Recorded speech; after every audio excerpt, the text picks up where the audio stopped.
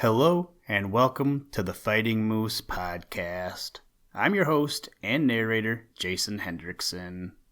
This is a podcast where I retell stories, some fictional and some historical, that can be enjoyed by people of all ages. I hope that you all enjoyed your Christmas. I know we did. And now we prepare for the New Year's. Speaking of preparing, when I was preparing today's episode, I found a story and a poem about New Year's. I was thinking I was going to make it a double feature, but the poem is super short, so I will just include it here in the opening. The story that we will be reading today is titled The Bad Little Goblin's New Year, written by Mary Stewart, and the poem is titled The Glad New Year and is written by Mary Mapes Dodge. Both of these come from the book The Pearl Story Book, compiled by Ava Skinner and Eleanor Skinner. So here we go with the poem titled The Glad New Year by Mary Mapes Dodge. It's coming, boys, it's almost here. It's coming, girls, the grand new year. A year to be glad in, not to be sad in. A year to live in, to gain and give in. A year for trying and not for sighing. A year for striving and healthy thriving. It's coming, boys, it's almost here. It's coming, girls, the grand new year. Like I said, it was a pretty short poem, so that is why I included it here in the introduction. As we wrap this up, I'd like to take this opportunity to wish you and your family a happy and prosperous new year. Now, let's turn to today's story. I hope you enjoy. Let's begin. Liftoff. We have a liftoff.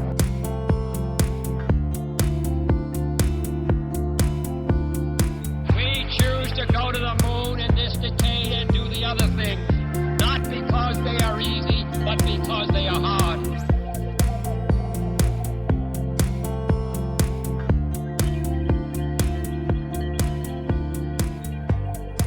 Bad Little Goblin's New Year. Come, children dear, let's sit on the floor around the fire so, and watch those golden flames dancing and leaping. You see that very gay one just springing up the chimney? I know a story about him, a New Year's story. Let's snuggle up closer and look into the fire. You see that piece of coal black wood there at the end? There was a horrid little goblin once who was as black as that bit of wood. His clothes were all black, his round cap looked like a bit of coal, his pointed shoes were jet black, and his face was dark with dirt and an ugly scowling expression. Altogether, he was a horrid-looking goblin, and he was just as hateful as he looked. There wasn't a single person who liked him. The birds hated him because he would wait after dark when all the baby birds were cuddled down in the nest fast asleep. Then he would pop up from under the nest where he had been hiding and cry, "Morning time, wake up!" And all the babies would cry, "Chirp, chirp, Daddy, bring us our breakfast." They opened their bills so wide that it took a long time to shut them and put the excited babies to sleep again. Once Blackie, that was the goblin's name, dropped a bit of twig down into a baby's open bill, and the poor bird coughed so hard that he kept the birds in the nests around awake all night. Blackie chuckled with glee and went scurrying off on another prank. While the mother bunnies were asleep, he painted the tiny white flags they wear under their tails with brown mud from the marsh. When morning time really did come, and the mother bunnies woke up and called to their children to follow them, the little bunnies couldn't see any white flags on their mother's tails to follow, and all got lost in the long grass. It took the whole day to gather them together, and still longer to get those flags clean again. Blackie jumped for joy. The mother bunnies would have liked to reach him with their sharp claws, but he was too quick for them. Then Blackie found the holes where the squirrels had hidden their nuts for the winter. It had taken months to gather them, but Blackie waited until they were out hunting again, and he carried all the nuts away and hid them in the roots of an old tree where they would never think of looking. That wasn't all. Blackie did one last thing so terrible that I don't like to tell you about it. He waited until a robin's nest was full of lovely blue eggs and the father bird was off in search of worms. Then he made such a rustling in the next tree that the mother bird flew off to see what it was, and while she was gone, Blackie danced upon the eggs until they were all broken. That filled the timid wood creatures with fury. The birds, the rabbits, and the squirrels rushed upon the goblin and drove him before them. The birds pecked him with their beaks, and the squirrels and rabbits hopped after him with their claws outstretched.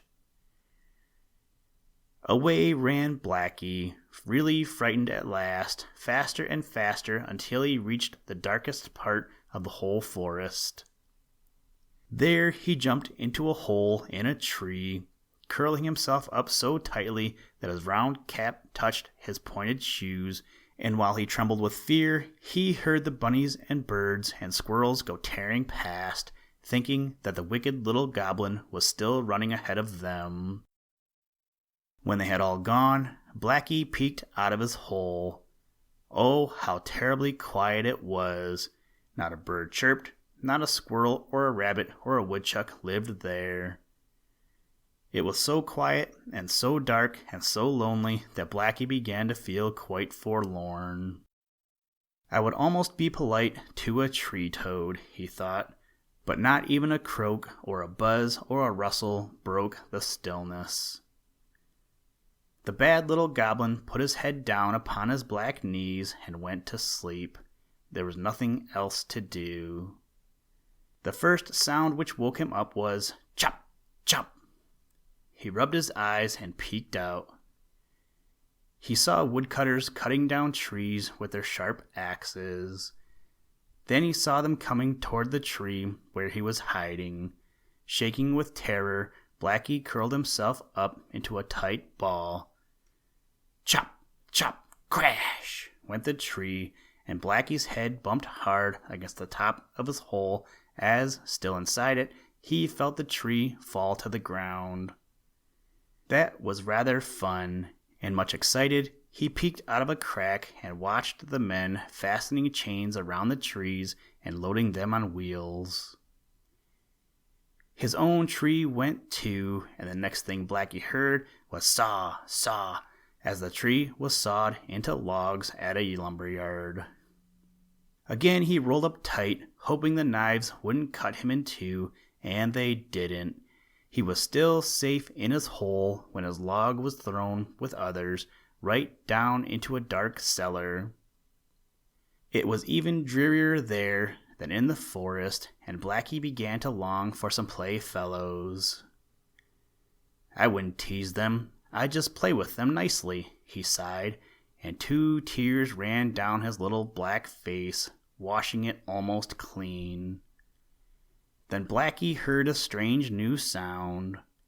It was gayer than a squirrel's chatter, sweeter than a bird's song. It was a child's laughter. Where did it come from?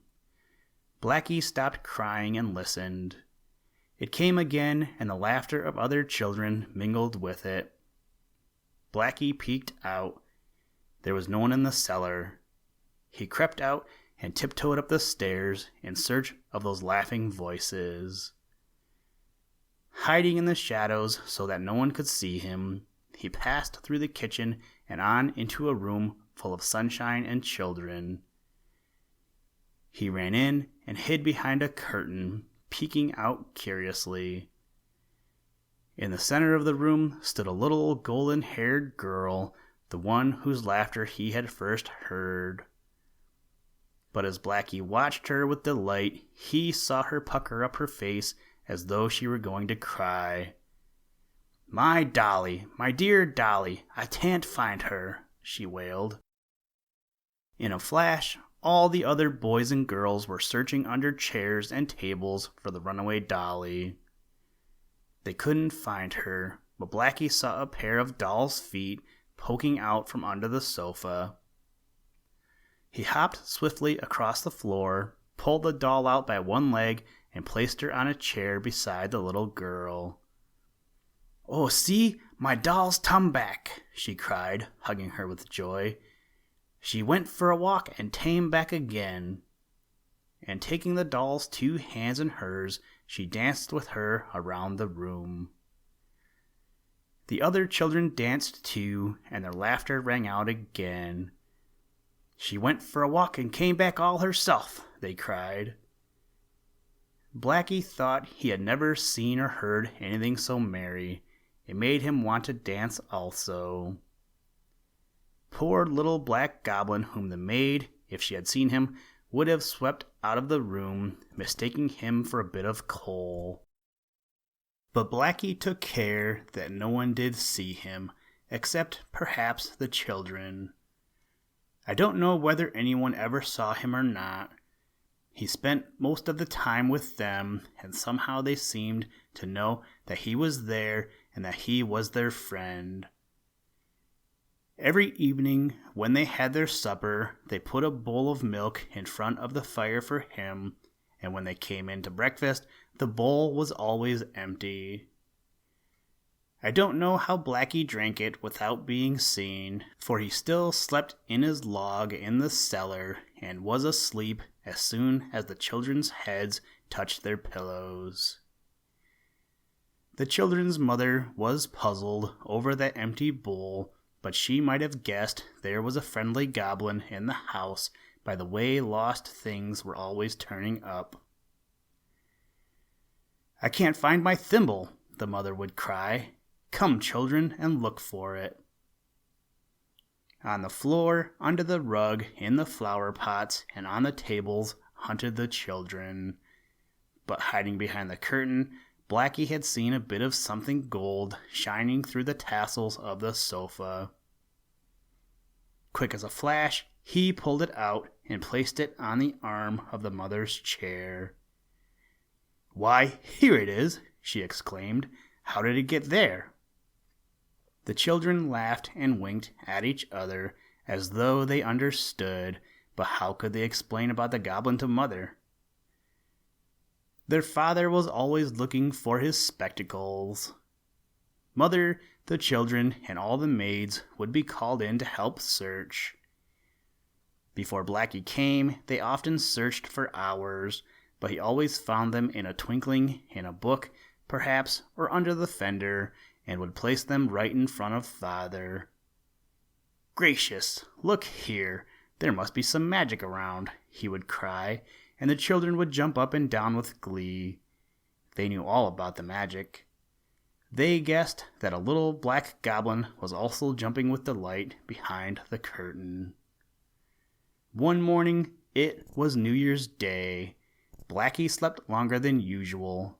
He was curled up inside his log, so sound asleep that even the joggling of his home being carried upstairs didn't waken him. Then he was turned upside down, and, opening his eyes, he peeked out of the crack and found that the log was about to be thrown onto the blazing fire. Crash! It went. How very warm it was, and then Blackie heard the children laughing. He poked his head out and saw them all sitting in front of the fire, watching the blaze. All around Blackie, red and yellow flames were dancing, so gay, so golden, so happy that Blackie forgot to be frightened. "I want to be gay too," he cried.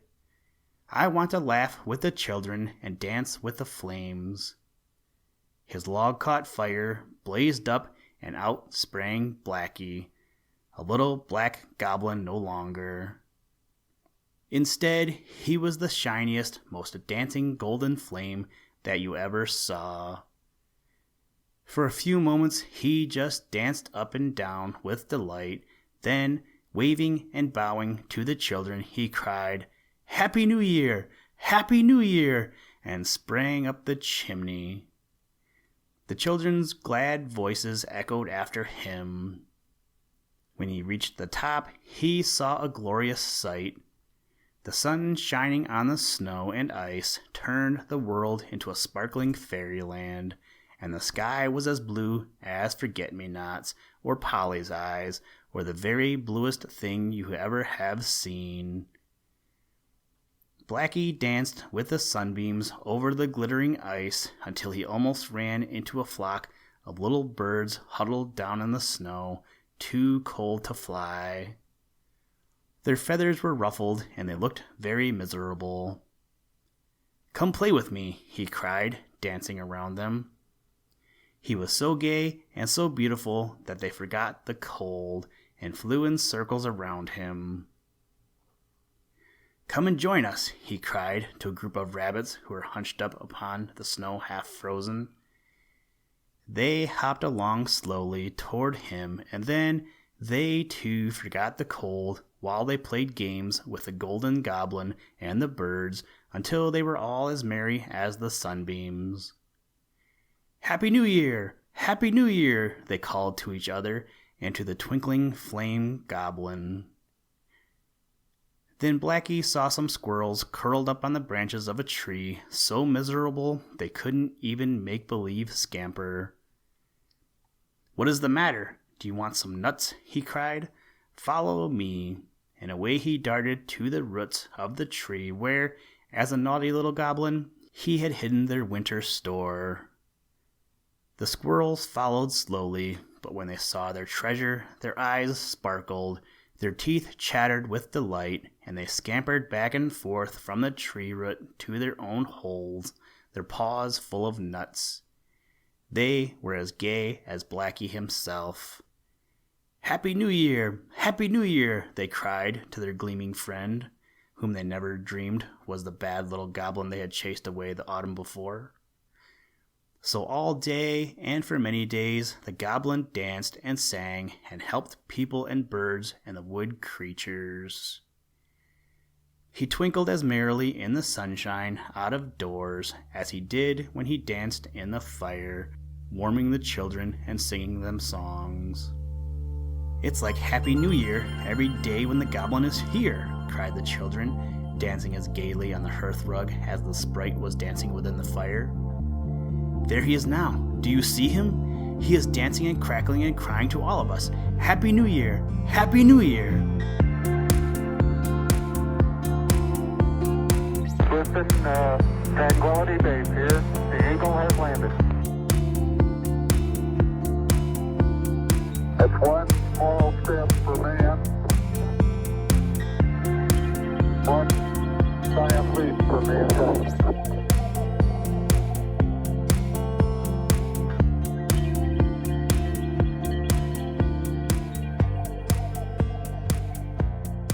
Thank you for listening to this episode of the Fighting Moose Podcast. Please join us next time as we read another exciting story. Today's music was provided by the artist Analog by Nature, and the audio clips were provided from NASA. For more information to download and or listen to audio or materials from all our recordings, or to contact us, please visit www.thefightingmoose.com, or you can follow the links in the show notes. If you enjoy the podcast, please leave us a review wherever you get your podcast or on iTunes, and tell a friend. Thank you for your patronage, and as always, try and do a random act of kindness every day. Mission complete, Houston. After serving the world for over 30 years, the space shuttle turned its place in history and has come to a final stop.